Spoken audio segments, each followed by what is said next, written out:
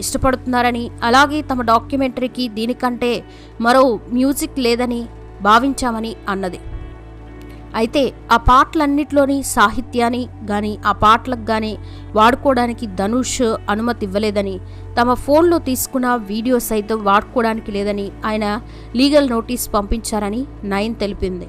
పాటల విషయంలో మానిటరీ ఇష్యూను తాను అర్థం చేసుకోగలనని, అయితే ధనుష్ తమ మీద పర్సనల్ విషయంలో పర్మిషన్ ఇవ్వకుండా ఇదంతా చేస్తున్నానని, ఆడియో లాంచ్, సినిమా వేదికలపై చాలా అమాయకంగా కనిపించే ధనుష్, మంచి మంచి మాటలు చెప్పే ధనుష్ నిజ జీవితానికి వచ్చేసరికి చాలా వేరని, తన విషయంలో తన భర్త విషయంలో ఆయన చాలా అన్యాయం చేశారని తెలిపింది.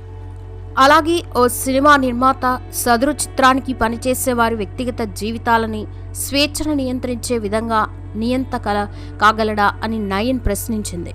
నో అబ్జెక్షన్ సర్టిఫికేట్ విషయంలో ధనుష్ కోర్టులో విజయం